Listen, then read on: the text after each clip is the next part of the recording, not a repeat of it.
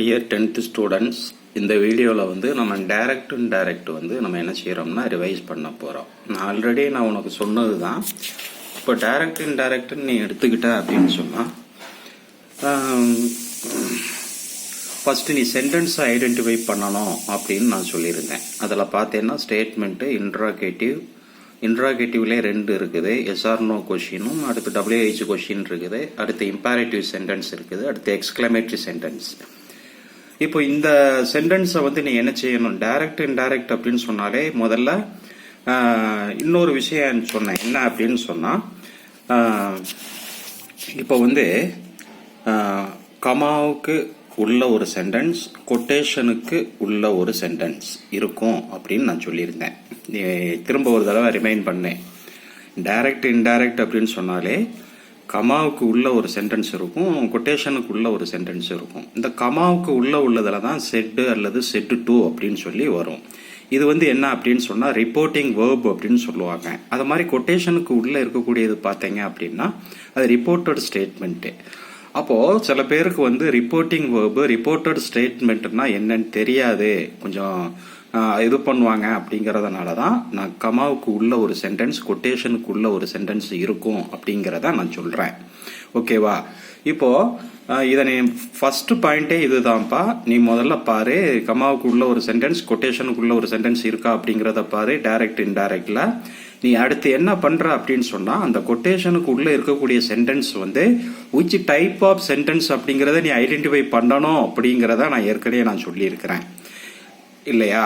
அப்போ ஏன் அந்த இடத்துல நம்ம which type of sentence identify பண்ணணும்? சரி, அப்படி ஐடென்டிஃபை பண்றதுக்கு என்ன ரூல்ஸ் நான் கொடுத்தேன்? எந்தெந்த சென்டென்ஸ் எல்லாம் இந்த வித்தின் கொட்டேஷனுக்குள்ள வரும்?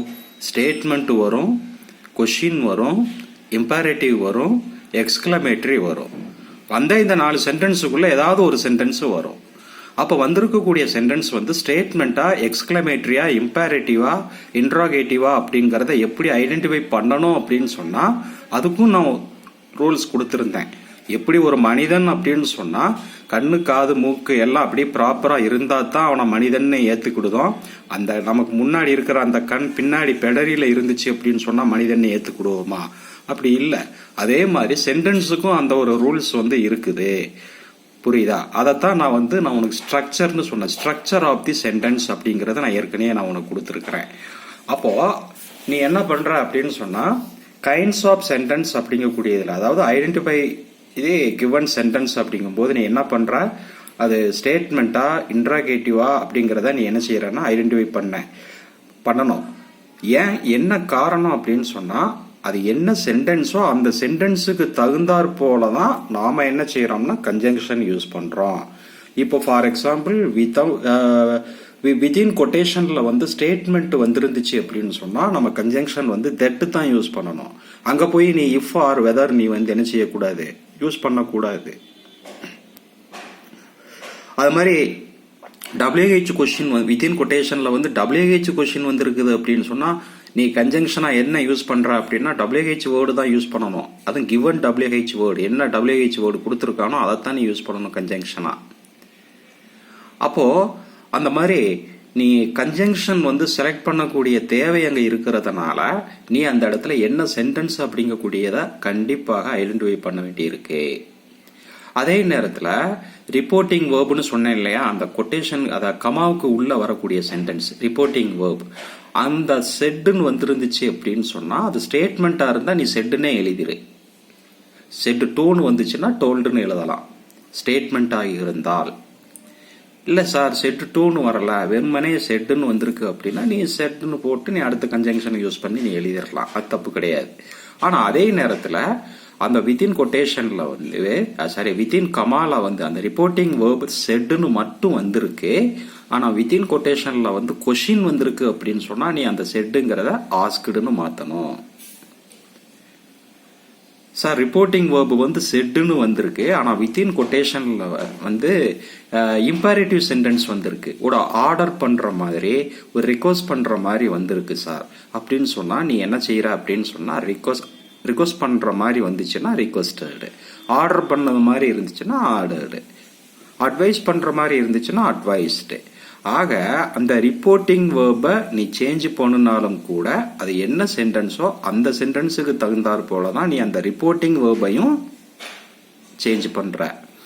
ஆக நீ ஒன்று புரிஞ்சுக்கோ, அதாவது நீ இந்த என்ன சென்டென்ஸ் வித்தின் கொட்டேஷன்ல கொடுத்துருக்கிறான் அப்படிங்கிறத ஐடென்டிஃபை பண்ணதுக்கு உண்டான தேவை என்ன அப்படின்னு சொன்னா ரெண்டு விஷயம். ஒன்று கன்ஜங்ஷன் செலக்ட் பண்ணணும், இனி ஒன்று அந்த ரிப்போர்ட்டிங் வேர்பை மாற்றணும்.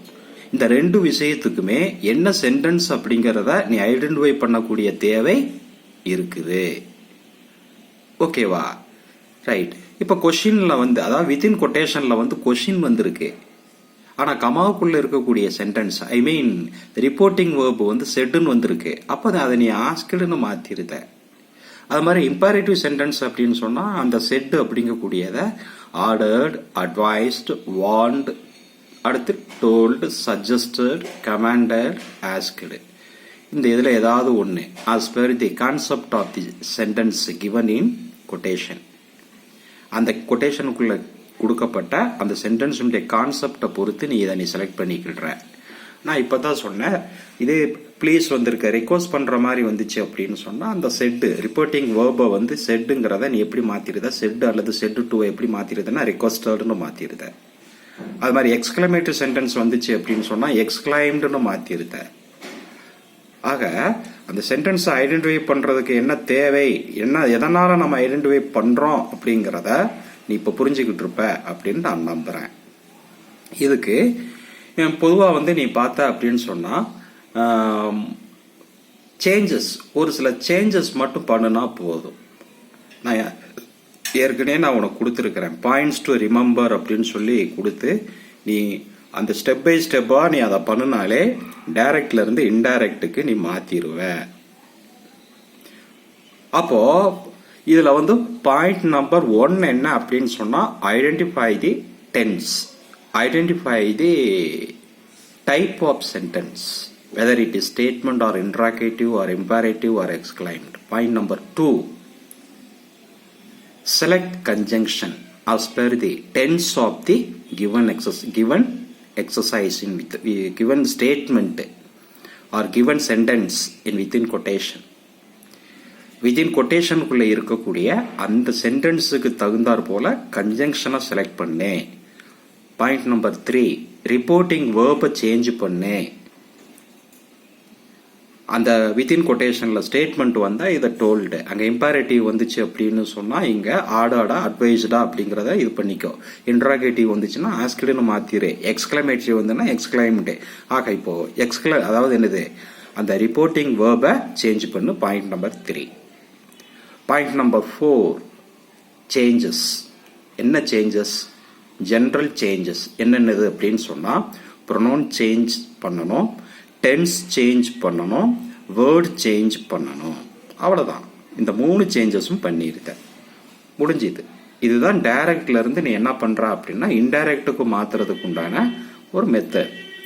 இதை நீ ஃபாலோ பண்ணி தான் நீ என்ன செய்யணும், இந்த பாயிண்ட்ஸை மட்டும் நீ மைண்ட்ல வச்சுக்கிட்டு இதை அப்படியே ஃபாலோ பண்ணினாலே போதும். ஓகேவா? இப்போ அதுக்கு ஒவ்வொரு டைப்புக்கும் ஒவ்வொரு எக்ஸசைஸ் நம்ம கொஞ்சம் பார்க்கலாம். ஆல்ரெடி இதை நான் நடத்தியிருக்கிறேன், இருந்தாலும் அது ஒரு ரிவைஸ் பண்ற மாதிரி என்ன செய்வோம் அப்படின்னு சொன்னா கொஞ்சம் பார்ப்போம். இப்ப இங்க பாரு, தி mother set to the father, how did you do this?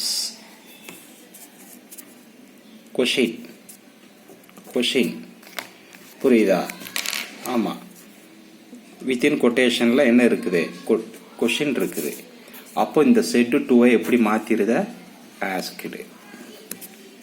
இந்த கமா கொட்டேஷன் இது எல்லாத்தையும் நீ என்ன செஞ்சிருத, எடுத்துருத.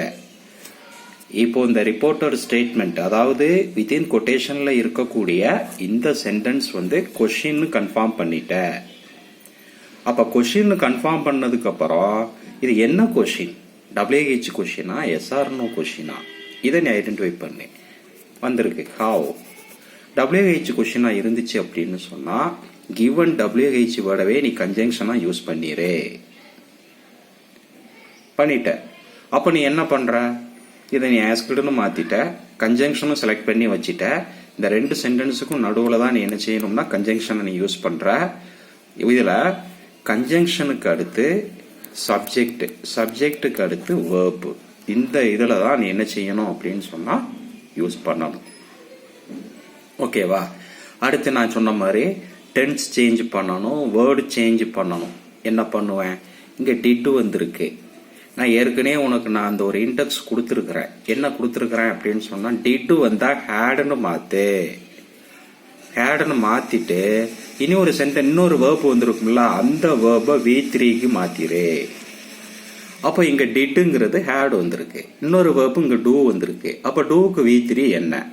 ரைட், பார்த்துக்கோ. அடுத்து என்ன வேணும்? வேர்டு சேஞ்சில் திஸ் வந்திருக்கு. நான் வேர்டு சேஞ்சில் நான் உனக்கு கொடுத்துருக்குறேன். திஸ் வந்திருந்தா அதை எப்படி மாற்றணும், திஸ் வந்திருந்தா அதை எப்படி மாறும் அப்படிங்கிறத நான் ஏற்கனவே நான் உனக்கு என்ன செய்கிறேன்? கொடுத்துருக்குறேன். அது மாதிரி இங்கே பாரு, த beggar said to us, can you give me 1 rupee? இதுவும் பாரு, இந்த கமாவுக்கு உள்ள ஒரு சென்டென்ஸ் இருக்கு, கொட்டேஷனுக்கு உள்ள ஒரு சென்டென்ஸ் இருக்கு. இந்த கொட்டேஷனுக்கு உள்ள இருக்கக்கூடிய இந்த சென்டென்ஸ் என்ன சென்டென்ஸ் அப்படிங்கிறத ஐடென்டிஃபை பண்ணு. இது வந்து என்ன அப்படின்னா கொஷின், ஏன்னா கடைசியில் கொஷின் மார்க் இருக்கு. அப்போ கொஷின்னா WH கொஷினா அதாவது எஸ்ஆர்னோ கொஷினா, அதை நீ முதல்ல கன்ஃபார்ம் பண்ணு. கொஷின் கன்ஃபார்ம் பண்ணிட்ட, முதல்ல பாரு இந்த பிகினிங் ஆஃப் தி சென்டென்ஸ், அந்த பிகினிங் ஆஃப் தி இன்ட்ராகேட்டிவ் சென்டென்ஸை பாரு. WH வேர்டில் அல்லது ஹவு லாங் இந்த மாதிரி வந்துருந்துச்சு அப்படின்னாலும் அதை WH கொஷின் அப்படியே கன்சிடர் பண்ணிடு. அது வரல சார், ஆனால் வேர்பு வந்திருக்கு. Question but which starts with which begins with verb, this is called verb question. இதுக்கு தான் எஸ்ஆர்னோ கொஷின் அப்படின்னு சொல்லி என்ன செய்யறாங்கன்னா இனி ஒரு பேர் வச்சிருக்கிறாங்க. சரி, இப்போ இந்த கொட்டேஷனுக்குள்ள இருக்கக்கூடிய இந்த சென்டென்ஸை வச்சு தான் நம்ம கன்ஜங்ஷனை செலக்ட் பண்றோம். இப்போ இங்க அப்படித்தான் பண்ணோம். என்னது? WH கொஷின் இருந்தது, இந்த கிவன் WH வேர்டவே கன்ஜங்ஷனா நீ என்ன செஞ்சுக்கோ, செலக்ட் பண்ணிக்கோன்னு நான் சொல்லிட்டேன். அதே மாதிரி இங்க எஸ்ஆர்னோ கொஷின் வந்திருக்கு. அப்ப எஸ்ஆர்னோ கொஷினுக்கு கன்ஜங்ஷன் எதை நீ செலக்ட் பண்ணுவேன்? முதல்ல எஸ்ஆர்னோ கொஷினுக்கு உண்டான கன்ஜங்ஷன்ஸ் என்னென்னது அதை முதல்ல பார். If or whether. என்னது? If or whether. ஓகே, இப்போ கன்ஜங்ஷனும் நீ என்ன பண்ணிட்ட அப்படின்னு சொன்னா செலக்ட் பண்ணி வச்சுட்ட. இஃப் ஆர் வெதர், இஃப் அல்லது வெதர் ரெண்டுல ஏதாவது ஒண்ணு. சரி, இப்போ நீ என்ன பண்ற? இது எல்லாத்தையும் என்ன செஞ்சிடணும்? ரிமூவ் பண்ணிடணும். ரிமூவ் பண்ணிட்டு இந்த ரெண்டு சென்டென்ஸுக்கும் நடுவில் நீ என்ன செய்யற? கன்ஜங்ஷனை ஆட் பண்ற. இதுக்கு முன்னாடி இங்க கொஷின் இருக்கிறதுனால இந்த ரிப்போர்ட்டிங் வேர்பை வந்து நீ எப்படி மாத்திருத அப்படின்னு சொன்னா ஆஸ்க்டு. எப்படி மாத்திரணும்? ஆஸ்க்டு. சார் இதெல்லாம் நான் ஏன் சொல்றேன்னா, இந்த எக்ஸசைஸை நீ இப்ப நான் சொன்னதை வச்சு இந்த எக்ஸசைஸை இப்ப நீ பண்ணி எழுதி எனக்கு ஹோம்ஒர்க்கை அனுப்பி வைக்கணும். அதுக்கு தான் நான் சொல்லிக்கிட்டு இருக்கேன். ஓகேவா? பார், த பெகர் இப்ப செட்டுங்கிறத எப்படி மாத்திட்ட? Asked, as. ஓகேவா? சரி, ரைட்டு. கன்ஜங்ஷன் யூஸ் பண்ணிட்ட. நான் உனக்கு ஏற்கனவே சொல்லியிருக்கிறேன், கன்ஜங்ஷனுக்கு அடுத்து சப்ஜெக்ட், சப்ஜெக்டுக்கு அடுத்து வேர்பு. இந்த ஃபார்மேட்ல தான் ஒரு சென்டென்ஸ் வந்து என்ன செய்யணும், நீ எழுதக்கூடிய அந்த இன்டைரக்ட் ஸ்பீச் இருக்கணும். அப்போ கன்ஜங்ஷன் எழுதிட்ட. அடுத்து சப்ஜெக்ட். சப்ஜெக்ட் வந்து இங்க யாரு? இங்க யூ இருக்குது. இந்த யூ யாரை மென்ஷன் பண்ணுது? இந்த இடத்துல நீ ப்ரொனவுன் சேஞ்ச் பண்ற. அதே மாதிரி தான் இங்கேயும் நீ என்ன செய்யணும்னா ப்ரொனவுன் சேஞ்ச் பண்ணணும். நான் ஏற்கனவே சொல்லியிருக்கேன், ப்ரொனவுன் சேஞ்ச், டென்ஸ் சேஞ்ச், அடுத்து வேர்ட் சேஞ்ச், இந்த மூணும் ரொம்ப முக்கியம் அப்படின்னு சொல்லிட்டேன். புரியுதா? அப்போ இங்க ப்ரொனவுன் சேஞ்ச் நீ தான் பண்ணணும். இப்போ இங்க யூங்கிறது யாரை மென்ஷன் பண்ணுது? இதை நீ இன்டைரக்ட் ஸ்பீச்சுக்கு மாற்றும் போது இந்த யூவை எப்படி மாத்துவேன்? அடுத்து இங்க கேன் வந்திருக்கு. கேன் எப்படி மாறும்? நான் இண்டெக்ஸ் கொடுத்துருக்கேன். அந்த கேன் எப்படி மாறும்? குட்டுன்னு மாறும். கேன் வந்திருந்தா குட்டு, ஷால் வந்திருந்தா ஷுட்டு, வில் வந்திருந்தா உட்டு. ஓகே, அப்போ இன்னொரு வெர்பு வந்திருக்கு இங்க கிவ். இது எப்படி மாறும்? மாறாது. ஏன்னா மோடல் ஆக்சிலரி வெர்பு வந்துச்சு அப்படின்னா can, could, shall, should, will, வுட்னு வந்துருந்துச்சு அப்படின்னா அதுக்கு அடுத்து ஒரு வெர்பு வருதுன்னா அந்த வெர்பு என்னைக்குமே மாறாது, மாறவும் கூடாது. ஏன்னா மோடல் ஆக்சிலரி வேர்புக்கு அடுத்து ப்ரெசன்ட் ஃபார்ம் வேர்பு தான் இருக்கும். ஆக இந்த ரெண்டு சென்டென்ஸையும் நீ என்ன செய்யற அப்படின்னு சொன்னா, நான் மோஸ்ட்லி ஆன்சர் சொன்ன மாதிரி தான். அப்படி சொந்த மீ வந்திருக்கு. இந்த மீலாம் வந்து எப்படி மாறும்? மீ வந்து ஓசிபி, ஆப்ஜெக்டிவ் கேஸ் ப்ரோனவுன். இந்த மீ எப்படி மாறும்? இந்த யூ எப்படி மாறும்? இதெல்லாம் இது பண்ணி கன்ஜங்ஷன் செலக்ட் பண்ணி உனக்கு கொடுத்துட்டேன். இதெல்லாம் ஜாயின் பண்ணி கம்பைன் பண்ணி கரெக்டான ஆன்சரை நீ எழுதி விடுற. இது போக தனியாக ஹோம்ஒர்க்கும் கொடுப்பேன். இந்த 2 சென்டென்ஸ், அதாவது ஆன்சர் முக்கியம் இல்லை, இந்த ஆன்சர் எப்படி வந்துச்சுங்கிறத அந்த ப்ரொசீஜரை தெரிஞ்சுக்கணும், அதுதான் முக்கியம். ஓகேவா? ஆக இங்க மேல உள்ளது WH கொஷின். அப்போ ஹவு கன்ஜங்ஷன், இங்க வந்து எஸ்ஆர் நோ கொஷின். இஃப் கன்ஜங்ஷனை செலக்ட் பண்ணி வச்சுட்ட, இங்க கொஷின் அப்படிங்கிறதுனால செட் டு வந்து ஆஸ்க்டுன்னு மாத்திட்ட. இதே மாதிரி தான் அங்கேயும் பண்ணியிருக்கிற. இது எப்படி வந்துச்சுங்கிறத பார்த்து புரிஞ்சு எழுதி அனுப்பிவிடு. பண்ணிடலாமா? அதுக்காகத்தான் நான் இதை கொடுக்குறேன். இது போக நான் ஹோம்ஒர்க்கும் தனியாக கொடுத்து விடுவேன். அந்த ஹோம்ஒர்க்கும் இதுக்கு அனுப்பணும். ஓகேவா? பாய்.